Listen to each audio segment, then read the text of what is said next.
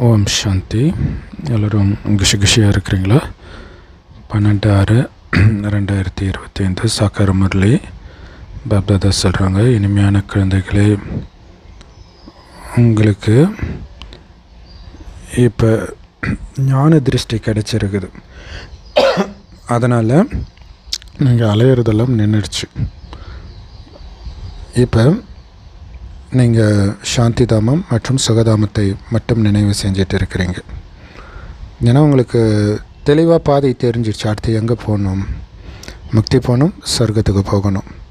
அதுக்கு முக்தி தாமத்தையும் சொர்க்கத்துக்கு அழைச்சிட்டு போகிற பாபாவையும் மட்டும்தான் நினைக்கணுமே தவிர எங்கேயும் சுற்ற வேண்டிய அவசியம் இல்லைன்னு தெரிஞ்சிடுச்சு. அதனால தான் அலையிறது நின்றுடுச்சு. கேள்வி: தேவதைகளிடத்தில் எந்த சக்தி இருக்குது? அந்த சக்தியில் தேவதைகள்கிட்ட எந்த சக்தி இருக்குது? அந்த சக்தி எந்த விசேஷத்தின் காரணமாக இருக்குது? அதற்கான பதில், தேவதைகள்கிட்ட முழு உலகத்தின் மீதும் ராஜ்யம் செய்யக்கூடிய சக்தி இருக்குது. அந்த சக்தி விசேஷமாக ஒரு வழி படி நடக்கிறாங்க இல்லையா, ஒரே வழியில் இருக்கிறாங்க இல்லையா, அந்த விசேஷத்தின் காரணத்தினால தான் அந்த சக்தி அவங்களுக்கு கிடைக்கிது. ஸோ பாபாவுடைய வழி அங்கே தானாகவே வந்துடும், இயல்பாகவே, பாபா அங்கே வரட்டினாலும் கூட. ஸோ அங்கே ஒரே ஒரு வழிப்படி நடக்கிற காரணத்தினால மந்திரிகள் வைத்து கொள்ள வேண்டிய அவசியம் கிடையாது. அவ்வளோ புத்திசாலியாக இருப்போம். இல்லை ஒரு குழப்பம்னு வரும்போது தானே ஆலோசனை கேட்க. அங்கே இருக்கிறதே ஒரு வழி தானே. தேவதைகள் சங்கம யுகத்தில் பாபா கிட்டேருந்து அப்படிப்பட்ட ஒரு ஸ்ரீமத்தை எடுத்திருந்துருக்கிறாங்க. அதன் மூலமாக தான் 21 ஜென்மம் ராஜ்யம் நடக்குது. ஸோ அந்த மாதிரி ஒரு ஸ்ரீமத் 21 ஜென்மத்துக்கு தாங்குது. அவங்க ஆழ் மனசில் அது பதிவாகுது. அங்கே ஒரு ராஜாவுடைய ஒரு தெய்வீக குடும்பம் இருக்கும், இரண்டாவது வழியே இருக்காது. அதாவது அங்கே எல்லாருமே அப்படியே ராஜா சொல்கிறத கேட்பாங்க இல்லையா. ஒரு குடும்ப தலைவன் சொல்கிறத குடும்பம் கேட்கும். அப்படி ராஜா சொல்கிறத எல்லோரும் கேட்குறனால அந்த ஒட்டுமொத்த உலகமும் ஒரு குடும்பம் மாதிரி இருக்கும், தெய்வீக குடும்பம். ஆனால் இன்றைக்கி ஒரு குடும்பத்தில் கூட யார் சொல்கிறதையும் யாரும் கேட்குறது கிடையாது. ஸோ சொர்க்கத்துக்கும் இங்கத்துக்கும் எவ்வளோ பெரிய வித்தியாசம் இருக்குது பாருங்கள். பாடல்: கண்ணில்லாத குருடர்களுக்கு வழிகாட்டுங்கள் பிரபுவே. ஓம் சாந்தி. குழந்தைங்களுக்கு இப்போ கண்கள் கிடச்சிருக்குது. இதுக்கு முன்னாடி இல்லாமல் இருந்தது. எந்த கண்கள்? ஞானத்தின் கண்கள் இல்லாமல் இருந்தது. அஞ்ஞானத்தின் கண்கள் அது இருந்தது, இந்த ஸ்தூல கண் இருந்தது. ஸோ ஞான கடல் ஒரே ஒரு தந்தை தான் அப்படின்னு குழந்தைங்க இப்போ தெரிஞ்சுக்கிட்டோம். ஸோ வேறு யார்கிட்டையுமே இந்த ஆன்மீக ஞானம் கிடையாது. இந்த ஞானத்தின் மூலமாகத்தான் சத்கதி கிடைக்கிது. சாந்திதாம் சுகதாமத்திற்கு நாம் போகிறோம் இந்த ஞானத்தின் மூலமாகத்தான். இப்போ குழந்தைங்களுக்கு தெய்வீக பார்வை கிடச்சிருக்குது. எப்படி சுகதாமம் மாறி மாயாவுடைய ராஜ்யமாக அல்லது துக்கதாமமாக மாறுது அப்படின்ற தெய்வீக பார்வை நமக்கு இப்போ கிடச்சிருக்குது. கண்ணில்லாத குருடர்களுக்கு வழிகாட்டுங்கள், வழி சொல்லுங்க அப்படின்னு கூப்பிட ஆரம்பிச்சிடுறாங்க பக்தி மார்க்கத்தில். ஸோ பக்தி மார்க்கத்துடைய யாகம், தானம், புண்ணியம் இதன் மூலமாக எந்த விதமான வழியும் யாருக்கும் கிடைக்க போகிறது கிடையாது. சாந்தி தாமம் சுகதாமத்துக்கு போகிறதுக்கான வழி யாருக்குமே கிடைக்கிறது கிடையாது இல்லையா. தானம் புண்ணியம் பண்ணால் சொர்க்கத்துக்கு போக முடியுமா அல்லது முக்தி தான் அடைய முடியுமா? கண்டிப்பாக முடியாது. ஒவ்வொருத்தரும் அவங்கவுங்களுடைய பாகத்தை இங்கே நடித்து தான் ஆகணும். அப்படியே பாதியெல்லாம் போயிட முடியாது. ஸோ பாபா வர்றதை கடைசியில் வந்து அழைச்சிட்டு போகிறார். அதனால தான் அவர் பாதியில் வரல. அவங்கவுங்க பாகத்தை நடித்து தானே ஆகணும். பாபாவுடைய பாகமும் கடைசியில் தான் வருது. ஸோ பாபா சொல்கிறாரு, எனக்கும் பாகம் கிடைச்சிருக்குது. பக்தி மார்க்கத்தில் ஜீவன் முக்திக்கான வழியை சொல்லுங்க அப்படின்னு தான் என்னை கூப்பிட்றாங்க. ஸோ அதுக்காக எவ்வளவு யாகம், தவம், தானம், புண்ணியம்லாம் செய்கிறாங்க, எவ்வளோ அலையிறாங்க தீர்த்த யாத்திரையில். ஆனால் சாந்தி தாமத்திலையோ சுகதாமத்திலையோ அலையிற விஷயமே நடக்காது. ஸோ இதுவும் நீங்கள் தெரிஞ்சிருக்கிறீங்க. அது வெறும் சாஸ்திரங்களின் படிப்பு. அவங்க சாஸ்திரங்களின் படிப்பையும் உலகியல் படிப்பையும் மட்டும்தான் தெரிஞ்சிருக்கிறாங்க. இந்த ஆன்மீக படிப்பை பற்றி அவங்களுக்கு கொஞ்சம் கூட தெரியாது. ஆன்மீக தந்தை எப்போ இந்த ஞானத்தை கொடுக்குறாரு அப்படின்னா, எப்போ அனைவருக்கும் சத்கதி நடக்க வேண்டி இருக்குதோ, எப்போ இந்த பழைய உலகம் புது உலகமாக மாற வேண்டி இருக்குதோ, அப்போ தான் இந்த ஞானத்தை கொடுக்குறார் இல்லையா? அப்போ தான் இந்த ஞானத்திற்கான அவசியமும் இருக்குது. மனிதன்லேருந்து தேவதையாக ஆகுறீங்க. பிறகு ஒட்டுமொத்த உலகத்திலும் ஒரே ஒரு ராஜ்யம் மட்டும் இருக்கும். யாரோடது? தேவி தேவதைகளுடைய ராஜ்யம்தான். வேறு இந்த மதம் அந்த மதம் எதுவும் இருக்காது. ஸோ அதனால தான் அதை சொர்க்கம்னு சொல்கிறோம், ஒரே வழி. ஸோ ஆதிசனாதன தேவி தேவதா தர்மம் பாரதத்தில் இருந்தது அப்படின்னு பாரதவாசிகளுக்கு தெரியுது. அந்த நேரத்தில் வேறு எந்த தர்மமும் கிடையாது. ஸோ குழந்தைகளுக்காகவே இப்போ இந்த சங்கமயுகம் இருக்குது. மற்ற எல்லோரும் கலியுகத்தில் இருக்கிறாங்க.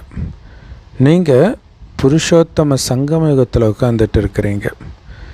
யாரெல்லாம் பாபாவை நினைவு செய்கிறாங்களோ, பாபாவுடைய ஸ்ரீமத் படி நடக்கிறாங்களோ, அவங்கெல்லாம் சங்கமயுகத்தில் இருக்கிறாங்க. மற்றவர்களெல்லாம் கலியுகத்தில் இருக்கிறாங்க. இப்போ ஒன்றும் ராஜாராணி ஆட்சி நடக்கலை இல்லையா? ஒருவருடைய ஆட்சி நடக்கலை.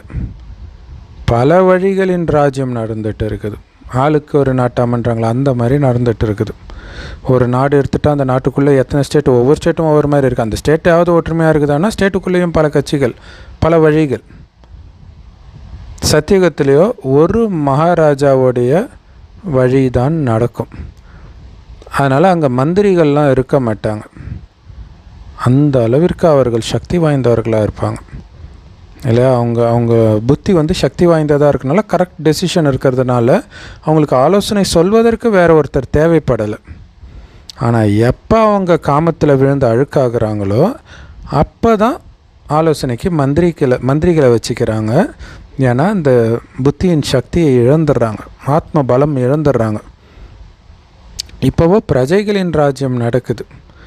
சத்தியுகத்திலேயோ ஒரே ஒரு வழி நடக்கிறதுனால தான் அந்த சக்தி இருந்தது. இப்போ அந்த சக்தியை மீண்டும் அடைஞ்சிட்டு இருக்கிறீங்க. எதுக்கு? 21 ஜென்மத்திற்கு சுயராஜ்யம் பண்ணுறதுக்காக. யாரையும் சார்ந்து கிடையாது, யாருடைய ஆலோசனையும் தேவை கிடையாது. அந்த அளவுக்கு சக்தியை இப்போ நீங்கள் நிரப்பிக்கிறீங்க. புராண கதையில் ராவணன் மற்ற அரக்கர்கள்லாம் பார்த்திங்கன்னா ராஜ்யத்தை அடையிறதுக்காக தான் தவமே பண்ணுவாங்க. அதை விட்டுடுறோம் நம்ம. அதை விட்டுட்டு அவன் சாகா வரம் கேட்டான், இதை புரிஞ்சுக்கிறோமே தவிர அங்கே ஓகே, அது அமரலோகம்தான். ஆனால் மெயின் என்னென்னா ராஜ்யத்தை அடையணும், சுயராஜ்யத்தை அடையணும். அதுக்காக இப்போ சக்தியை அடைஞ்சிட்டு இருக்கிறோம். உங்களுடையது தெய்வீக குடும்பம். இப்போ ஈஸ்வரிய குடும்பத்தில் நாம் இருக்கிறோம். நம்முடைய குடும்பம் ஈஸ்வரிய குடும்பம். பாபா சொல்கிறாரு, உங்களை ஆத்மானு புரிந்து பாபாவுடைய நினைவில் இருங்க. அப்படி இருந்தீங்க அப்படின்னா நீங்கள் ஈஸ்வரிய குடும்பத்தை சார்ந்தவர்கள். சூப்பர்ல. யாரெல்லாம் தன்னை ஆத்மான்னு புரிஞ்சு பாபா நினச்சிட்டு இருக்கிறாங்களோ அப்போ அவங்க ஈஸ்வரிய குடும்பத்தை சார்ந்தவர்கள். ஆனால் ஒருவேளை தேக அபிமானத்தில் வந்து ஆத்மான்றதையும் மறக்கிறீங்க, பாபான்றதையும் மறக்கிறீங்க அப்படின்னா அசுர சம்பிரதாயத்தை சார்ந்தவர்களாக இருக்கிறீங்க. ஸோ ஒரு வினாடி ஈஸ்வரிய சம்பிரதாயத்தை சார்ந்தவர்களாக இருக்கிறீங்க, அடுத்த வினாடியே அசுர சம்பிரதாயத்தை சார்ந்தவர்களாக மாறிடுறீங்க. ஸோ உங்களை நீங்கள் ஆத்மானு புரிஞ்சு பாபாவை நினைக்கிறது அப்படிங்கிறது எவ்வளோ ஈஸியான விஷயம். அது ஒன்றும் கஷ்டம் கிடையாது. ஆனால் குழந்தைங்களுக்கு அது கஷ்டமாக இருக்குதான். பாபா சொல்கிறாங்க, உங்களை ஆத்மானு புரிந்து பாபாவை நினைவு செஞ்சீங்க அப்படின்னா உங்களுடைய பாவங்கள் அழிஞ்சிடும். தேகத்தின் மூலமாக கண்டிப்பாக காரியம் செஞ்சு தான் ஆகணும். தேகம் இல்லாமல் உங்களால் காரியம் செய்ய முடியாது. தேகம் எடுத்ததே காரியம் செய்கிறதுக்கு தான். அதே நேரத்தில் காரியம் செஞ்சுக்கிட்டே பாபாவை நினைவு செய்கிறதுக்கான முயற்சி பண்ணணும். ஆனால் இங்கே காரியம் செய்யாமல் கூட நினைவு செய்ய முடியல நிறைய பேருக்கு. இல்லை, காரியம் செய்யும்போதே பாபா நினைக்கணுன்றாரு. எந்த காரியமும் செய்யலைன்னா கூட பாபா நினைக்க முடியறதில்ல, மறந்துடுறாங்க. ஸோ இதில் தான் உழைப்பு இருக்குது. அதில் காரியம் செய்தாலும் செய்யாட்டினாலும் நினைவு ஓடிக்கிட்டே இருக்கணும். ஸோ பக்தியில் யாருமே வந்து முழு நாளும் பக்தி செய்யணும்னு சொல்கிறது கிடையாது. ஸோ அதுக்கு டைம் கிடைக்கும், காலையில் சாயங்காலம் இரவுன்ட்டு. அப்புறம் அவங்களுக்கு என்ன மந்திரம் கிடைக்குதோ அதை புத்தியில் வச்சுக்கிட்டு ஆசைப்பட்டுட்டு இருப்பாங்க. அதை திரும்ப திரும்ப சொல்லிகிட்டு இருப்பாங்க, அவ்வளோதான். ஸோ நிறைய சாஸ்திரங்கள் இருக்குது. ஸோ அதை பக்தி மார்க்கத்தில் படிக்கிறாங்க. உங்களுக்கோ அந்த மாதிரி எந்த புஸ்தகமும் படிக்க வேண்டிய அவசியம் கிடையாது, புஸ்தகத்தை உருவாக்க வேண்டிய அவசியமும் கிடையாது. இந்த முரளியை அச்சடிக்கிறது வந்து உங்களை புத்துணர்வு அடைய வைக்கிறதுக்காக. மற்றபடி எந்த புஸ்தகமும் இருக்க போகிறது கிடையாது. எல்லாமே முடிய போகுது, அழிய போகுது. மற்றபடி ஞானமும் ஒரு பாபா கிட்ட தான் இருக்குது. இப்போ பாருங்கள், ஞான விஞ்ஞான பவன் அப்படின்னு பேர் வைக்கிறாங்க. என்னமோ அந்த இடத்துல யோகமும் ஞானமும் கற்றுக் கொடுக்குற மாதிரி. ஸோ அர்த்தமே தெரியாமல் இந்த மாதிரிலாம் பேர் வச்சிடுறாங்க. ஞானம்னா என்னன்னு தெரியாது, விஞ்ஞானம்னா என்னன்னே கொஞ்சம் கூட தெரியாது. இப்போ நீங்கள் ஞானம்னா என்ன, விஞ்ஞானம்னா என்னன்னு தெரிஞ்சுக்கிட்டீங்க. யோகத்தின் மூலமாக உங்களுக்கு ஆரோக்கியம் கிடைக்கிது. அந்த யோகத்தை தான் விஞ்ஞானம்னு சொல்கிறோம். ஞானத்தை கடந்த நிலை யோகம் இல்லையா, அதனால் விஞ்ஞான். அல்லது சத்தத்தை கடந்த நிலை. ஞானத்தை சத்தம் மூலமாக தான் சொல்ல முடியும் இல்லையா, சத்தம் போடாமல் சொல்ல முடியாது. ஆனால் விஞ்ஞானம் சத்தத்தையும் கடந்த நிலை, அதான் யோகம். யோகத்தை விஞ்ஞானம்ன்றோம். அடுத்தது இந்த ஞானம், இதில் வந்து உலகத்துடைய வரலாறு புவியியல் எல்லாமே புரிய வைக்கப்படுது. உலகத்துடைய வரலாறு புவியியல் எப்படி திரும்ப திரும்ப ரிப்பீட் ஆகுது அப்படிங்கிறத தெரிஞ்சுக்கணும். ஆனால் ஸ்கூலில் படிக்கிறது வந்து எல்லைக்குட்பட்ட படிப்பு. இங்கே உங்களுக்கு எல்லைக்கு அப்பாற்பட்ட வரலாறு புவியியல் உங்கள் புத்தியில் இருக்குது. ஸோ நாம் எப்படி ராஜ்யத்தை அடையிறோம், எவ்வளோ நேரம் அந்த ராஜ்யத்தை செய்கிறோம், எப்போ ராஜ்யம் செய்தோம், எப்படி ராஜ்யம் நமக்கு கிடைச்சது. ஸோ இந்த விஷயங்கள் உங்களை தவிர வேறு யாருடைய புத்தியிலும் சிந்தனைக்கே வர்றது கிடையாது. பாபா தான் ஞானம் நிரம்பியவர். இந்த சிருஷ்டியின் சக்கரம் எப்படி சுற்றுது அப்படிங்கிறத பாபா தான் நமக்கு புரிய வைக்கிறார். ஏற்கனவே உருவாக்கப்பட்ட நாடகத்தை பற்றி தெரியாத காரணத்தினால மனிதர்கள் என்ன சொல்கிறாங்க, அவர் நிர்வாண தாமத்துக்கு போயிட்டார், ஜோதியோட ஜோதியாக கலந்துட்டாருன்றாங்க. நாடகத்தை பற்றி தெரிஞ்சால் அப்படி யாரும் போக முடியாதுன்றது அவங்களுக்கு தெரியும். தெரியாதனால இஷ்டத்துக்கு ஏதோ சொல்கிறாங்க. ஸோ எல்லா மனிதர்களுமே இந்த சிருஷ்டி நாடகத்தில் சக்கரத்தில் வந்து தான் ஆகணும். இதிலிருந்து ஒருத்தர் கூட தப்பிக்க முடியாது, விடுபட முடியாது. பாபா புரிய வைக்கிறாங்க, மனிதனுடைய ஆத்மா ஒரு உடலை விட்டு இன்னொன்று எடுக்குது. ஸோ எவ்வளோ பெரிய நாடகம் இது. எல்லோருக்குள்ளேயும் ஆத்மா இருக்குது. அந்த ஒவ்வொரு ஆத்மாவிலையும் அழிவற்ற பாகம் நிரம்பி இருக்குது. இதைத்தான் உருவாக்கப்பட்ட நாடகம் அப்படின்னு சொல்கிறோம். இப்போ நாடகம்னு சொல்கிறீங்க, அப்போ கண்டிப்பாக அந்த நாடகத்துக்குன்னு நேரம் இருக்கும் இல்லையா? ஸோ பாபா புரிய வைக்கிறாங்க, இந்த நாடகம் 5000 வருடத்தின் நாடகம். இதோடைய கால அளவு எவ்வளோ? 5000 வருஷம். பக்தி மார்க்கத்தின் சாஸ்திரங்களில் இந்த நாடகத்தை லட்சக்கணக்கான வருடங்கள் ஒரு கல்பத்தின் ஆயுள் அப்படின்னு எழுதிட்டாங்க. ஸோ இந்த நேரம்தான் கடவுளே வந்து சகஜ ராஜயோகத்தை கற்றுக் கொடுக்கிறார்.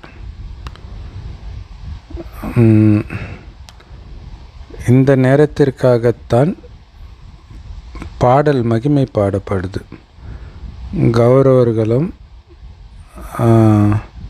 கௌரவர்கள் ஆழ்ந்த இருளிலும் பாண்டவர்கள் வெளிச்சத்திலும் இருந்ததாக சொல்லப்பட்டது. இந்த நேரத்துடைய, இந்த சங்கமயுகத்துடைய மகிமை தான். ஆனால் அந்த மனிதர்கள் என்ன புரிஞ்சுக்கிறாங்க அப்படின்னா, இன்னும் கலியுகத்துக்கு வந்து 40,000 வருஷம் இருக்குதுன்னு தப்பாக புரிஞ்சுக்கிறாங்க. ஸோ பகவான் வந்துட்டார் அப்படின்னு அவங்களுக்கு தெரியறது கிடையாது. இந்த பழைய உலகத்துடைய மரணம் எதிர இருக்குது அப்படின்னு அவங்களுக்கு தெரியறது கிடையாது. ஸோ எல்லாரும் அஞ்ஞான உறக்கத்தில் தூங்கிட்டு இருக்கிறாங்க. யுத்தத்தை காட்டும் பொழுது இது மகாபாரத யுத்தத்துடைய அடையாளமாக இருக்குது அப்படின்னு சொல்கிறாங்க. இது வந்து ரிஹர்சல் நடந்துக்கிட்டே இருக்குது. ஃபைனல் மகாபாரத் வாருக்கான ரிஹர்சல் நடந்துகிட்டு இருக்குது. ஸோ சண்டை நடக்குது, அப்புறம் போக போக சண்டை நின்றுடுது. காரணம் என்னென்னா, நம்மளுடைய ஸ்தாபனை முழுமையாக நடைபெற்று முடியலைன்னு நம்ம புரிஞ்சுக்கிறோம். ஸோ அதனால தான் அங்கே சண்டை நிற்கிது. ஏன்னா புது உலகம் வரலையே, உலகத்தை வச்சுட்டா புது உலகத்துக்கு தயாராகலையே எல்லோரும்.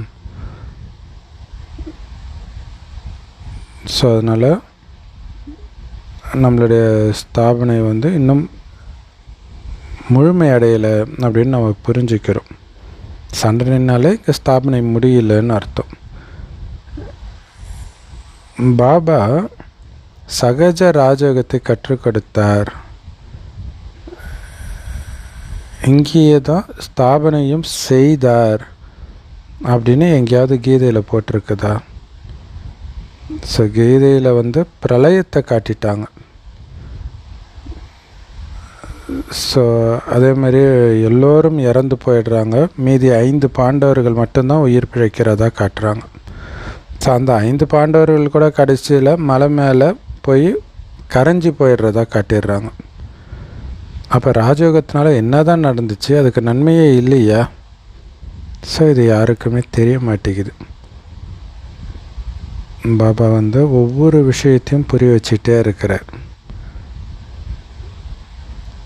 ஸோ இதுவரைக்கும் நீங்கள் கேட்டதெல்லாம் எல்லைக்குட்பட்ட விஷயங்கள். எல்லைக்குட்பட்ட படைப்பை வந்து எல்லைக்குட்பட்ட பிரம்மா படைக்கிறார். அதாவது லௌகீக தந்தை தான் அந்த எல்லைக்குட்பட்ட பிரம்மா, அவர் படைக்கிறார். எல்லைக்குட்பட்ட படைப்புன்றது குழந்தை, மனைவி, இதெல்லாம். ஸோ பிறகு வந்து பாலனை, அதுவும் நடக்குது. இல்லை, குழந்தைங்களை படிச்சுட்டு அப்படியே விட்டுற மாட்டாங்க, பாலனையும் பண்ணணும். லௌகீக அப்பாவே சொல்கிறார், குழந்தை பிறந்துச்சுன்னா பாலனை பண்ணுவாங்க தானே, அல்லது அழிச்சிடுவாங்களா, பிரளயம் பண்ணிடுவாங்களா? அப்படிலாம் பண்ணுறது கிடையாது. அதே மாதிரி ஒரு பெண்ணையும் தத்தெடுக்கிறான் ஆண், அதுதான் திருமணம். ஸோ பாபாவும் வந்து நம்மளை தத்தெடுக்கிறார். சொல்கிறாரு, நான் இந்த பிரம்மாவின் உடலில் பிரவேசமாகி குழந்தைங்களுக்கு ஞானத்தை சொல்லி கொடுக்குறேன். ஸோ இவர் அதாவது பிரம்மா மூலமாகத்தான் குழந்தைகளை படைக்கிறார், உருவாக்குறார். அந்த ஞானத்தை கேட்டு உருவாக்குறாங்க. ஸோ இங்கே தந்தையும் இருக்கிறாரு, பிராமண பரிவாரமும் இருக்குது. ஸோ இது வந்து ரொம்ப ஆழமான ரகசியங்கள், அதே நேரத்தில் ரொம்ப கம்பீரமான ரகசியங்களும் கூட. ஸோ கஷ்டப்பட்டு யாரோ ஒருத்தருடைய புத்தியில் தான் இந்த ஞானம்லாம் உட்காருது. இப்போ பாபா சொல்கிறாங்க, முதலாக உங்களை ஆத்மானு புரிஞ்சுக்கோங்க. ஏன்னா ஆத்மா தான் ஒரு சரீரத்தை விட்டு இன்னொரு சரீரத்தை எடுக்குது. ஸோ சரீரத்தின் மீது தான் விதவிதமான பேர் வைக்கிறாங்க ஒவ்வொரு ஜென்மத்துக்கும். ஏன்னா பேர் சொல்கிறாங்க, முதலாக நீங்கள் உங்களை ஆத்மானு புரிஞ்சுக்கோங்க. ஆத்மா தான் ஒரு உடலை விட்டு இன்னொரு உடலை எடுக்குது. ஸோ அந்த சரீரத்துக்கு தான் வந்து விதவிதமான பேரெல்லாம் வைக்கிறாங்க. ஏன்னா பேர், தோற்றம் எல்லாமே விதவிதமாகத்தான் இருக்குது. ஸோ ஒருவருடைய முகத்தோற்றம் இன்னொருத்தருக்கு கிடைக்க முடியாது, அப்படியெல்லாம் மேட்ச் ஆகாது. கண்டிப்பாக டிஃப்ரென்ஸ் இருக்கும் நிறையவே. ஸோ ஒவ்வொரு ஆத்மாவுடைய பல ஜென்மங்களின் தங்களுக்கென்று தனித்தனி தோற்றம் இருக்கும் ஒவ்வொரு ஜென்மத்திற்கும். ஸோ இப்போ இந்த நாடகத்தில் ஒவ்வொருத்தருடைய நடிப்பும் பதிவாகி இருக்குது. ஸோ அதனால தான் இதை வந்து உருவாக்கப்பட்ட நாடகம்னு சொல்லப்படுது. இங்கே வந்து எல்லையற்ற தந்தை சொல்கிறார், என்னை நினைவு பண்ணீங்க அப்படின்னா உங்களுடைய பாவம் எல்லாம் அழிஞ்சிடும். அப்படி இருக்கும்பொழுது நாம் ஏன் பாபாவை நினைவு செய்யக்கூடாது, உயர்ந்த பதவியை அடையக்கூடாது? ஸோ இதுதான் முயற்சி செய்கிறதுக்கான விஷயம்.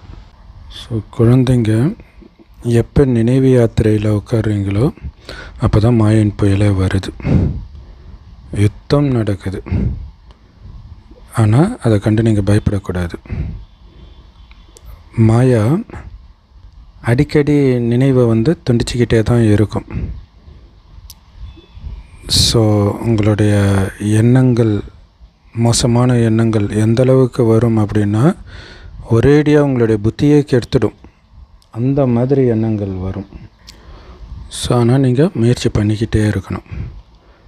பாபா புரிய வச்சிருக்கிறாரு, எப்படி இந்த லக்ஷ்மி நாராயணனுடைய கர்மேந்திரங்கள் மட்டும் அவங்க கட்டுப்பாட்டுக்குள்ளே வந்தது, அவர்களின் வசத்துக்கு எப்படி வந்தது அப்படின்னா பாபா புரிய வச்சிருக்கிறார். அதே மகா மந்திரம் என்னது? பாபா நினைவு. இவர்கள் சம்பூர்ண நிர்விகாரியாக இருந்தாங்க. நிறைய விகாரம்னா என்னன்னே தெரியாத சம்பூர்ண தூய்மையாக இருந்தாங்க. ஸோ அவர்களுக்கு இந்த படிப்பு எங்கேருந்து வந்தது? நிர்விகாரியாக இருக்கிறதுக்கான படிப்பு. ஸோ அதே படிப்பைத்தான் அவங்களுக்கு எங்கேருந்து வந்துச்சோ அங்கேருந்து தான் உங்களுக்கும் அதே படிப்பு கிடச்சிருக்குது. இப்போ லக்ஷ்மி நாராயணனா ஆகிறதுக்கான படிப்பு கிடச்சிருக்குது. ஸோ இந்த லக்ஷ்மி நாராயண் கிட்ட எந்த விதமான விகாரமும் கிடையாது. உண்மையிலே அங்கே ராவண ராஜ்யமே கிடையாது. ராவண ராஜ்யம் பின்னாடி தான் வருது துவாபரகத்திலிருந்து. ராவணன் என்ன பொருள் அப்படின்னு யாருக்குமே தெரியாது. நாடகத்தின்படி இப்படித்தான் பதிவாகி இருக்குது, யாருக்கும் தெரியாது அப்படிங்கிறது. ஸோ நாடகத்துடைய முதல் இடை கடையை பற்றி கூட யாருக்குமே தெரியாது. அதனால தான் எதை கேட்டாலும் தெரியாதுன்னே சொல்லி வந்திருக்கிறாங்க. இப்போ நீங்கள் சொர்க்கவாசி ஆகிறதுக்காக முயற்சி செஞ்சிட்டு இருக்கிறீங்க. இந்த லக்ஷ்மி நாராயணன் சொர்க்கத்தின் எஜமானர்களாக இருந்தாங்க இல்லையா? அவங்க முன்னாடி தமோப்பிரதான கீழான புத்தியுடையவர்கள் தலைவணங்கிட்டு இருந்தாங்க, பக்தி செஞ்சிட்டு இருந்தாங்க. பாபா சொல்கிறாங்க, முதலாக ஒரு விஷயத்தை பக்காவாக ஆக்கிக்கோங்க, உறுதியாக்குங்க. அது என்னது? தன்னை ஆத்மானு புரிந்து பாபாவை நினைவு செய்கிறது. இதில் தான் உழைப்பு இருக்குது. ஸோ எப்படி 8 மணி நேரம் அரசாங்க வேலை செய்கிறாங்க, இங்கே நாம் எல்லையற்ற அரசாங்கத்தின் உதவியாளர்கள், எல்லையற்ற அரசாங்க ஊழியர்கள். நீங்கள் குறைஞ்சபட்சம் 8 மணி நேரமாவது முயற்சி செய்து நினைவில் இருக்கணும். ஏன்னா இங்கே முக்கியமான வேலையே நினைவில் இருக்கிறது தான். ஸோ அப்படி இருக்கும் பொழுது உங்களுடைய மனநிலை எப்படி ஆகும் அப்படின்னா, யாருடைய நினைவும் வராத மாதிரி பக்காவாக பாபா மட்டும் உங்கள் புத்தியில் இருக்கிற மாதிரி மாறிடும். ஸோ பாபாவுடைய நினைவில் இருந்து தான் உங்களுடைய சரீரம் விடணும். பிறகு அப்படி யார் சரீரத்தை விடுறாங்களோ அவங்க தான் வெற்றி மாலையில் மணியாக மாறுவாங்க. ஸோ ஒரு ராஜாவுக்கு எத்தனை பிரஜைகள் இருப்பாங்க? இங்கேயும் பிரஜைகள் ஆகிறாங்க, இங்கேயுமே அதே மாதிரி பிரஜைகளும் ஆக வேண்டியது இருக்குது நிறைய பேர். ஸோ அவங்கள பார்க்கக்கூடாது, நாம் வெற்றி மாலையில் வரணும், அதாவது ராஜாவாகணும். அதில் தான் உங்களுக்கு கவனம் இருக்கணும்.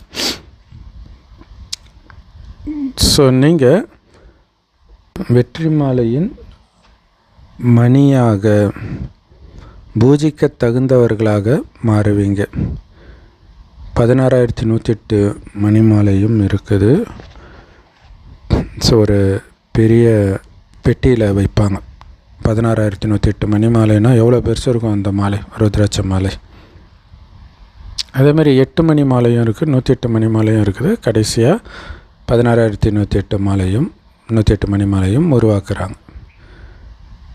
இப்போ பாபா கிட்ட இருந்து ராஜயோகத்தை கற்றுக்கிட்டு முழு உலகத்தையும் நீங்கள் ஸ்வர்க்கமாக ஆக்கி இருந்தீங்க. அதனால தான் உங்களுக்கு இப்படிப்பட்ட பூஜை இல்லை. ராஜயோகத்தை கற்றுக்கிட்டு உலகத்தையே சொர்க்கமாக ஆக்கினதுக்காகத்தான் உங்களுக்கு பூஜை பண்ணுறாங்க. பிறகு நீங்களே பூஜாரியாகவும் ஆகிடுறீங்க. பூஜைக்குரியவராக நீங்கள் தான் இருந்தீங்க, பிறகு நீங்களே பூஜாரி ஆகிட்டீங்க. இந்த பிரம்ம பாபா கூட சொல்கிறாங்க, நானும் இந்த மாலையெல்லாம் உருட்டிகிட்டு இருந்தேன். லக்ஷ்மி நாராயணனுடைய கோயிலில் கண்டிப்பாக ருத்ர மாலை இருக்கணும். ஏன்னா முதல்ல நீங்கள் ருத்ரமாலையை சார்ந்தவர்களாக தான் ஆகிறீங்க, பிறகு தான் ருண்டமாலைக்கு வரீங்க. ருத்ரமாலைன்றது பரந்தாமத்தில் இருக்கிறது, ருண்டமாலைன்றது பூமியில் சொர்க்கத்தில் விஷ்ணு. ருண்டனா விஷ்ணு. ஸோ விஷ்ணு மாலை சொர்க்கத்தில் வர்றவங்களுடைய மணி மாலை. ஸோ முதல் நம்பரில் இருக்கிறது ருத்ரமாலை தான் இல்லை, முதல்ல அங்கே தான் போகிறோம். ஸோ அதில் சிவனும் இருப்பார். ருண்டமாலையில் சிவன் எங்கேருந்து வந்தார்? சூப்பர் இல்லையா? ஏன்னா அந்த ருத்ராட்ச மாலையில் மேலே தனியாக ஒரு மணி இருக்கும், அதுதான் சிவன். அப்போ ருண்ட மாலையிலும் விஷ்ணு மாலையிலும் அப்படி வச்சுருப்பாங்க அப்படி இருக்குது. அதனால தான் பாபா கேட்குறேன், அங்கே எங்கேருந்து சிவன் வந்தார்? ஏன்னா அது சொர்க்கத்தின் மாலை, சொர்க்கத்தில் தான் சிவன் கிடையாது. அங்கே தனியாக ஒரு மணி இருக்காது, எல்லாமே ஜோடியாக தானே இருக்கும், இல்லற மார்க்கம் தானே அது. ஸோ ருண்ட மாலைன்றது விஷ்ணு மாலை. ஸோ இந்த விஷயத்தை கூட யாருமே புரிஞ்சுக்கிறது கிடையாது. இப்போ நீங்கள் சொல்கிறீங்க நான் சிவபாபாவுடைய கழுத்து மாலையாக மாறுறோம் அப்படின்ட்டு. இல்லை, சிவபாபாவுடைய கழுத்து மாலையாக நாம் தான் இப்போ மாறிட்டு இருக்கிறோம். பிராமணர்களுடைய மாலையை உருவாக்க முடியாது. பிராமணர்களுடைய மாலையே கிடையாது. பிராமணர்களை இவங்க ஃபஸ்ட்டு இவங்க செகண்டுன்னு சொல்லவே முடியாது. ஏன்னா அது மாறிக்கிட்டே இருக்குது இல்லையா? பின்னாடி இருக்கிறது முன்னாடி போகிறாங்க, முன்னாடி இருக்கிறது பின்னாடி போகிறாங்க.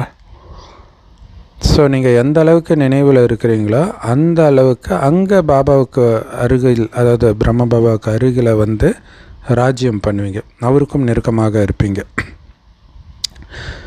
ஸோ இந்த படிப்பு, சொர்க்கத்தின் ராஜாவாக்குற இந்த படிப்பு வேறு எந்த இடத்துலையுமே உங்களுக்கு கிடைக்க முடியாது. இப்போ நாம் இந்த பழைய சரீரத்தை விட்டு சொர்க்கவாசியாக ஆகிடுவோம் அப்படின்னு நமக்கு தெரியுது இல்லையா? சொர்க்கத்துக்கு போக போகிறோம், அது மைண்டில் ஓடிக்கிட்டே இருக்கணும். ஒட்டுமொத்த பாரதமும் சொர்க்கமாக மாறிடும். குறிப்பாக பாரதம்தான் சொர்க்கமாக இருந்தது. 5000 வருடத்தின் விஷயம் இது. லட்சக்கணக்கான வருஷத்தின் விஷயமெல்லாம் இருக்க முடியாது.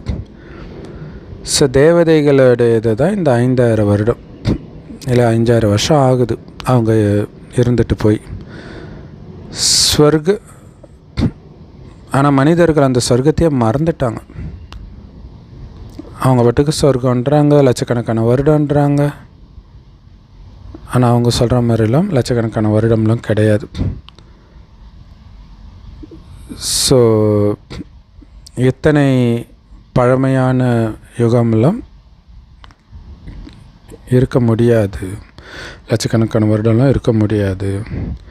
இருப்பதே சூரிய வம்சம், சந்திர வம்சம், பிறகு மற்ற தர்மத்தை சார்ந்தவர்கள் துவாபரகத்துலேருந்து வந்துடுறாங்க, அவ்வளோதான். மற்ற தர்மம் வர்றது உங்களுக்கு தெரியுது 2500 வருஷத்துக்குள்ளே தான் வராங்கன்னா அதுக்கு முன்னாடி ஒரு 2500 வருஷம் தானே இருக்கும்.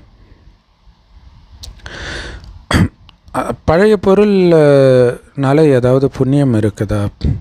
ஆனால் மனிதர்கள் இது 1000 வருடம் பழமையானது, 2000 வருடம் பழமையானது, 1,00,000 வருடம் பழமையானதுன்னு சொல்லி விற்றுக்கிட்டே இருக்கிறாங்க. இவங்களும் வாங்கிக்கிட்டே இருக்கிறாங்க அவ்வளோ காசு கொடுத்து. ஏன்னா பழைய பொருளுக்கு அவ்வளோ மரியாதை, அவ்வளோ விலை வைக்கிறாங்க. ஆனால் அனைத்திலும் விலை உயர்ந்தவர்னால் அது சிவபாபா மட்டும்தான். எவ்வளவு சிவலிங்கத்தை உருவாக்குறாங்க. ஆத்மா எவ்வளோ சின்ன புள்ளியாக இருக்குது, ஆனால் இது யாருக்குமே தெரிய வர்றது கிடையாது. அதிசூக்ஷ்ம ரூபத்தில் இருக்குது ஆத்மா. பாபா கூட அப்படி தான் இருக்கிறார். ஸோ அந்த கண்ணுக்கு தெரியாத நுட்பமான ஒளிப்புள்ளி ஆத்மாவுக்குள்ளே எவ்வளோ பெரிய பாகம் பதிவாகி இருக்குது அப்படின்னா பாபா தான் இப்போ நமக்கு புரிய வைக்கிறார். இந்த நாடகம் திரும்ப திரும்ப நடந்துக்கிட்டே இருக்குது. இந்த ஞானம் சொர்க்கத்தில் உங்களுக்கு இருக்காது இல்லையா? திரும்ப திரும்ப இது நடக்குது, கலியுகத்தில் இருந்து தான் நாம் வந்திருக்கிறோம், இது எதுவுமே அங்கே இந்த ஞானமே இருக்காது யாருக்குமே. இந்த ஞானம் மறைஞ்சிடும் அங்கே. பிறகு மற்றவர்கள் எப்படி இந்த சகஜ ராஜயோகத்தை கற்றுக் கொடுக்க முடியும்? ஸோ அப்போ அவங்க உருவாக்கின விஷயங்கள் எல்லாம் பக்தி மார்க்கத்துக்காக உருவாக்கி வச்சுட்டாங்க. அது உண்மையில் ராஜயோகம் கிடையாது. பாபா மூலமாக பிராமணர்கள், தேவதைகள், சத்திரியர்கள் இந்த 3 தர்மமும் இப்போ ஸ்தாபனை ஆகிட்டு இருக்குது. எதுக்காக? எதிர்கால புது உலகத்துக்காக அப்படின்னு நம்ம புரிஞ்சுக்கிறோம் இல்லை? இப்போ பிராமணன் ஆகினதும் சொர்க்கத்துக்கு போகிறதுக்கு தான். சொர்க்கத்தில் தான் அந்த தேவதை, சத்திரியர்கள், இந்த தர்மம் வருது. ஸோ 3மே இப்போ ஸ்தாபனை ஆகப்பட்டுட்டு இருக்குது. சத்தியுகத்தை விட இது உயர்ந்த யுகம்னு சொல்கிறது என்னென்னா இப்போ அது நடந்துகிட்டு இருக்குது. சத்தியுகத்தில் எவ்வளோ சூப்பராக இருப்பாங்க இல்லையா? அவ்வளோ தூய்மையாக இருப்பாங்க இல்லையா? அதை விட தூய்மையாக இங்கே இருக்கிறோம். ஸோ அதனால தான் அது 3 தர்மம்னே சொல்கிறார். அப்போ பிராமணனாக இருக்கிறது கூட ஒரு தர்மம் தான். இதை ஞாபகம் வச்சுக்கணும். இன்னை வரைக்கும் கலியுகத்தில் பிராமணர்கள் உயர்ந்த ஜாதின்னு சொல்கிறதும் இதோடைய நினைவு தான். ஸோ கலியுகத்தில் நீங்கள் என்ன படிப்பு படித்தாலும் அல்லது வேத சாஸ்திரங்கள் படித்தாலும் அதெல்லாம் இந்த ஒரு ஜென்மத்திற்கு மட்டும்தான். ஆனால் பாபா கற்றுக் கொடுக்குற இந்த ஞானத்துடைய பிராப்தி புது உலகத்தில் உங்களுக்கு கிடைக்கும். ஆனால் படிப்பு எங்கே இருக்குது? சங்கமயுகத்தில். அங்கே போய் நீங்கள் படிக்க தேவையில்லை, இங்கே படிச்சிட்டாலே போதும். இதோடைய பலன் அடுத்த 2500 வருடத்துக்கு வந்துக்கிட்டே இருக்கும். எவ்வளோ பெரிய விஷயம் இல்லையா? ஸோ அதற்கான முயற்சி பண்ணக்கூடிய புருஷோத்தம சங்கமயுகம் இது தான். மனிதன்லேருந்து தேவதையாக கண்டிப்பாக சங்கமயுகத்தில் தான் ஆகியிருப்பாங்க. எப்படி அவங்க ஆனாங்க? சங்கமயுகத்தில் முயற்சி செஞ்சு ஆனாங்க. ஸோ அனைத்து ரகசியங்களையும் பாபா குழந்தைங்களுக்கு புரிய வைக்கிறார். நாம் முழு நாளும் இந்த நினைவிலே இருக்க முடியாது அப்படின்னு பாபாவுக்கு தெரியும். இம்பாசிபிள், சாத்தியமே இல்லைன்ற. அதனால தான் சார்ட் வைங்க. வச்சா தானே தெரியும் நீங்கள் நினைக்கவே இல்லைன்றது. 1 மணி நேரத்துக்கு ஒரு தடவை எழுதுங்க, எவ்வளோ நேரம் நினச்சேன்ட்டு. கடைசியாக எழுதலாம்னு நினச்சிங்கன்னா கடைசி வரைக்குமே நோட் பண்ணாமல் விட்டுருவீங்க, நினைவும் பண்ணாமல் விட்டுருவீங்க. அந்த நோட் பண்ணுறதே எச்சரிக்கைக்காக தான் இல்லையா? இப்போ ஒரு சிக்னலுக்கும் போலீஸ் நிற்கும்போது தான் கரெக்டாக ஹெல்மெட்டு போடணும், அந்த ஆவணங்கள்லாம் வச்சுருக்கணுன்ற எச்சரிக்கை இருக்குது. அதுவே இல்லைன்னா யார் கண்டுக்க போகிறா? அதே மாதிரி தான் நம்மை நாமளே எச்சரிக்கை பண்ணிக்கணும். 1 மணி நேரத்துக்கு ஒரு தடவை தான் சிக்னல். அது பேர் டிராஃபிக் கண்ட்ரோல் தானே. ஸோ அந்த நேரம் எழுதுங்க, கடந்த 1 மணி நேரம் எவ்வளோ நேரம் நினைவு செஞ்சேன்ட்டு, எந்த அளவுக்கு நான் நினைவில் என்னால் இருக்க முடியுதுன்னு செக் பண்ணுங்க. ஸோ தேக உணர்வு வந்துச்சு அப்படின்னா எப்படி நினைவு இருக்க முடியும்? பாவத்தின் சுமை தலை மேலே நிறைய இருக்குது. அதனால தான் பாபா சொல்கிறாங்க நினைவிலே இருங்க, அவ்வளோ பாவம் இருக்குதுன்ற. ஸோ திருமூர்த்தி சித்திரத்தை பாக்கெட்டில் வச்சுக்கோங்க, ஆனால் அடிக்கடி மறந்துடுறீங்க இல்லை? அந்த திருமூர்த்தி சக்கரம் திரும்ப திரும்ப அந்த திருமூர்த்தி படத்தை பார்க்க நான் அப்படி ஆகிட்டு இருக்கிற அந்த போதை வரும். பார்த்துக்கிட்டே இருங்கன்னு அவர் யுக்தி கொடுக்குறாரு, சார்ட் வைக்க சொல்கிறார். இது எல்லாமே யுக்தி தான். ஸோ பாபாவை நினைவு செய்வதன் மூலமாக தானாகவே முழு ஆஸ்தியும் நினைவில் வந்துடுது. ஸோ எப்போவுமே பேட்ஜ் அணிந்தே இருங்கள். அதே மாதிரி உங்கள் கையில் புஸ்தகமும் இருக்கட்டும். பாபா புஸ்தகம், 7 நாள் கோர்ஸ், இது மாதிரி நிறைய புஸ்தகம் இருக்குது இல்லையா? ஸோ யாராவது நல்ல மனிதர்கள் வராங்க அப்படின்னா அவங்களுக்கு இதை கொடுக்கணும். ஸோ நல்ல மனிதனாக இருந்தாங்க அப்படின்னா ஒருபோதும் இலவசமாக வாங்கிக்க மாட்டாங்க. இதோடைய விலை என்னன்னு கேட்பாங்க. அப்போ அவங்ககிட்ட சொல்லுங்கள், ஏழைகளுக்கு நாங்கள் இலவசமாக தாங்க கொடுக்குறோம். ஸோ ஒருவேளை நீங்கள் உங்களால் எவ்வளோ கொடுக்க முடியுமோ நீங்கள் கொடுத்துக்கலாம், நாங்கள் எதுவும் விலையெல்லாம் வைக்கலை அப்படின்னு சொல்லணும். ஏன்னா பயங்கர ராயல்ட்டியாக இருக்கணும் இல்லையா? நம்ம பிச்சைக்காரங்க கிடையாது, அதில் கவனம் இருக்கணும். ஸோ உங்களுடைய பழக்க வழக்கங்கள் இந்த உலகத்தில் இருந்து முற்றிலும் தனியாக தெரியணுன்றார். எந்த மதத்தினர் வந்தாலும் அப்பா இவங்க தான்ப்பா உயர்ந்தவர்கள்னு முடிவுக்கு வந்துடணும். அந்த மாதிரி இருக்கணும் உங்களுடைய நடத்தைன்றார். ராயல் மனிதர்கள் தானாகவே ஏதாவது உங்களுக்கு கொடுப்பாங்க, காசு கொடுப்பாங்க. ஸோ நாம் எல்லோருக்கும் நன்மை ஆகணும் அப்படிங்கிறதுக்காக இதை கொடுக்குறோம். சிலர் புக்கை வாங்கிட்டு போய் படிச்சுட்டு கூட உங்களுக்கு காசு அனுப்பி வைப்பாங்க இல்லை? அதில் அட்ரஸ் இருக்கும், அதுக்கு அனுப்பி வைப்பாங்க. ஏன்னா நீங்கள் காசு செலவு பண்ணுறீங்க இல்லையா? சொல்லுங்கள், எங்களுடைய உடல், மனம், செல்வம் எல்லாத்தையும் பாரதத்தின் சேவைக்காக நாங்கள் செலவு பண்ணுறோம் அப்படின்னு சொல்லுங்கள். நல்லது. ஸோ அதுலேயும் இப்போ தான் எல்லா தர்மத்துக்காரங்களும் இருக்கிறாங்க. சொர்க்கத்துக்கு அவங்க வரப்போகிறதில்ல.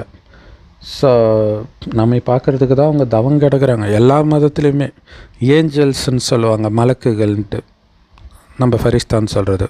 ஸோ அதனால தான் பாபா சொல்கிறார், யாரை பார்த்தாலும் ஃபரிஸ்தாவை பார்க்குற மாதிரி தெரியணும் உங்களை பார்க்கும் பொழுது அப்படின்னு சொல்கிறார். ஸோ அந்த கவனத்தோடு நம்ம நடந்துக்கணும். அதுக்கு தான் ராயெல்லாம் நடந்துக்கோங்க, தனியாக தெரியணும், எல்லோரையும் விட உயர்ந்தவர்களாக தெரியணும் அப்படின்ட்டு பாபா சொல்கிறார். ஸோ அற்புதமான முறையை கொடுத்த அன்பான பாப்தாதாவுக்கு அன்பு நினைவுகள் மற்றும் காலை வணக்கம். இந்த எல்லையற்ற அரசாங்கத்தின் ஊழியர் ஆகிறதுக்காக குறைந்தபட்சம் 8 மணி நேரம் நினைவில் இருக்கிறதுக்கான பயிற்சி பண்ணணும். இல்லை, இங்கே வேலையே அதுதான். நினைவில் மாயை என்ன தடைகளை எடுத்துகிட்டு வந்தாலும் பயப்படக்கூடாது. இந்த புருஷோத்தம சங்கமேகத்தில் ஈஸ்வரிய சம்பிரதாயத்தினராக மாறி ஈஸ்வரனுடைய வழிபடித்தான் நடக்கணும். காரியம் செஞ்சுக்கிட்டு ஒரு பாபாவுடைய நினைவில் இருப்பதற்கான பயிற்சி பண்ணணும். வரதானம் அந்தர்முகி, அதாவது உள்நோக்கு முகம் என்கிற குகையில் இருக்கக்கூடிய தேகத்திலிருந்து விடுபட்டு இருக்கக்கூடிய தேகி ஆகுங்கள். அதாவது ஆத்ம உணர்வுடையவர், தேகத்திலிருந்து விடுபட்டவர் ஆகுங்கள். அதுக்கு விளக்கம், ஸோ பாண்டவர்கள் இந்த குகையில் தவம் பண்ணாங்க அப்படின்னு பாண்டவர்களுடைய குகைன்னு காட்டுறாங்க இல்லையா, அது உண்மையிலேயே அந்தர்முகி உள்நோக்கு முகம்ன்ற குகை தான் இல்லையா. பூர்வ மத்தியில் இருக்கிற குகையில் ஆத்மா உட்காந்துக்கிட்டு தவம் பண்ணுது அப்படின்னு பாபா சொல்லுவார். ஸோ அப்படின்னா என்ன, உள்நோக்கு முகம் தன்னை பற்றிய சிந்தனை, வெளி உலகத்து சிந்தனையே இல்லாமல் இருக்கிறது. எந்த அளவுக்கு தேகத்திலிருந்து விடுபட்டு ஆத்ம ரூபத்தில் நிலைத்து இருக்கிறீங்களோ, அந்த ஆத்ம உணர்வுன்ற குகையில் எந்த அளவுக்கு நிலைச்சிருக்கிறீங்களோ அந்த அளவுக்கு வெளி உலகத்தின் சூழ்நிலையிலிருந்து விலகி இருப்பீங்க. வெளி உலக சூழ்நிலையின் பிரபாவம் உங்களை தாக்காது. எப்படி குகைக்குள்ளே இருக்கிறதன் மூலமாக வெளியில் இருக்கிற சூழ்நிலையிலிருந்து விலகி இருக்கிறாங்க இல்லையா, அதே மாதிரி இந்த உள்நோக்கு முகன்ற குகை கூட அனைத்திலிருந்தும் விலகியும் பாபாவுக்கு அன்பானவராகவும் உங்களை மாற்றிடும். ஸோ யார் பாபாவுக்கு அன்பானவராக இருக்கிறாரோ அவர் தானாகவே அனைத்திலிருந்தும் விலகியவராகவும் இருப்பார். ஸோ பாபாவுக்கு பிரியமானவராக இருந்தீங்கனாலே தானாகவே எல்லாருக்கிட்டேருந்தும் விலகி இருப்பீங்க. செம சூப்பர் இல்லையா. ஸோ அது ஒரு லவ்வர் மாதிரி இல்லையா. ஒரு லவ்வர் க்ளோஸாக இருக்கும்போது பார்த்திங்கன்னா தானாகவே எல்லாத்துலேருந்தும் புத்தி விலகும். அந்த மாதிரி பாபாவை லவ்வராக வச்சுருக்கும்போது தானாகவே உலகத்தில் இருக்கிற அனைத்துலேருந்தும் உங்களுடைய புத்தி விலகிடும். ஸோ இது தமிழில் தவறாக பாபாவுக்கு அன்பானவரானீங்கன்னா எல்லோருக்கும் அன்பானவராகிடுவீங்க அப்படின்ட்டு போட்டிருக்கோம். ஸோ பாபா எல்லோருக்கும் அன்பானவர் ஆகுவாங்கன்றது கரெக்டு தான். பட் இந்த இடத்துல பாபா சொல்ல வர விஷயம் எல்லாத்துலேருந்தும் விலகி இருங்கன்றதை சொல்கிறதுக்காக தான் பாபாவுக்கு அன்பானவராக இருங்க அப்படின்னு சொல்கிறார். ஸோ உள்நோக்கு முகத்தில் இருக்கும்போது தானாகவே அனைத்துலேருந்தும் விலகியும் இருப்பீங்க, பாபாவுக்கு பிரியமானவராகவும் இருப்பீங்க அப்படின்னு சொல்கிறார். ஸோ பாபாவுக்கு எந்த அளவுக்கு பிரியமானவராக இருப்பீங்களோ அந்த அளவுக்கு அனைவர்கிட்ட இருந்தும் விலகி இருப்பீங்க. ஸ்லோகன், நீங்கள் செய்யக்கூடிய சாதனா இருக்குது பாருங்கள், அதாவது யோக பயிற்சி, ஞான சிந்தனை எல்லாமே சாதனா தான். இதுதான் விதை. இந்த விதையிலிருந்து வந்த விஸ்தாரம் தான் நீங்கள் அனுபவிக்கக்கூடிய வசதி வாய்ப்புகள் எல்லாம், சாதனங்கள் எல்லாம். அதனால் அந்த விஸ்தாரத்தில் சிக்கிட்டு சாதனையை விட்டுடாதீங்க, சாதனங்களை சிக்கிக்கிட்டு சாதனையை விட்டுடாதீங்க இல்லையா. எந்த சாதனை செய்து இந்த சாதனங்கள் வந்ததோ சாதனத்தில் மயங்கி அந்த சாதனையை விட்டுட்டிங்கன்னா முடிஞ்சு போச்சு எல்லாம். அதை மறந்துடாதீங்க, மறைச்சிடாதீங்க அப்படின்னு பயங்கரமான எச்சரிக்கை ஸ்லோகனில். அவ்யக்த இஷாரா, உள்நோக்கு முகத்தில் இருக்கக்கூடிய பயிற்சி பண்ணுங்க. ஆன்மீக மனநிலையில் இருக்கக்கூடிய பயிற்சி பண்ணுங்கள். உள்நோக்கு முகமுடையவர் ஆகுங்கள்.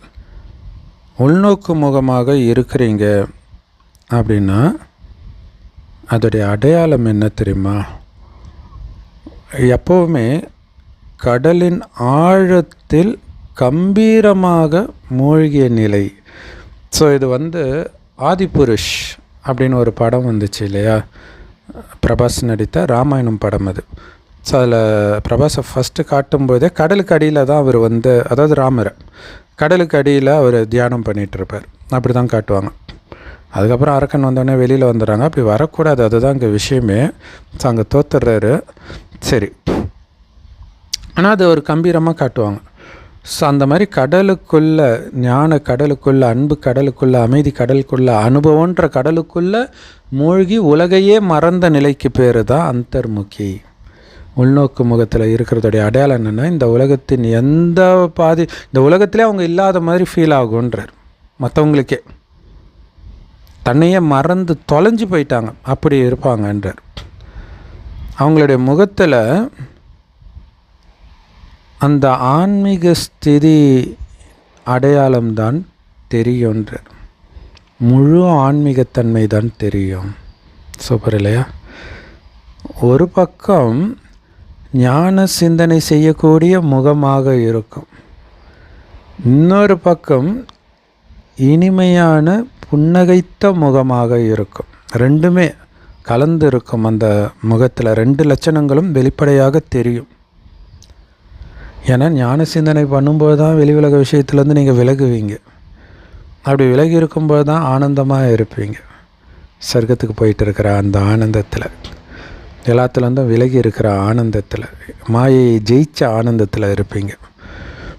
ஸோ அந்த மாதிரி உள்நோக்கு முகமுடையவர் அல்லது அந்தர்முகி ஹிந்தியில், அவங்க எப்போவுமே சிரிச்ச முகத்தோடு தான் தெரிவார்கள். ஏன்னா அவங்க முன்னாடி மாயை வர்றது நின்றுடும். அப்புறம் என்ன, மாயா வந்தால் தானே பிரச்சனையே, மாயே வராதுன்ற இல்லையா? உள்நோக்கு முகத்தில் இருந்தால் கடலுக்குள்ளே போயிட்டால் எப்படி வர முடியும்? ஸோ அப்போ சிரிச்ச முகத்தோடு தான் இருப்பாங்க. செம powerful Murali. Love you Bapdada. Thank you Bapdada.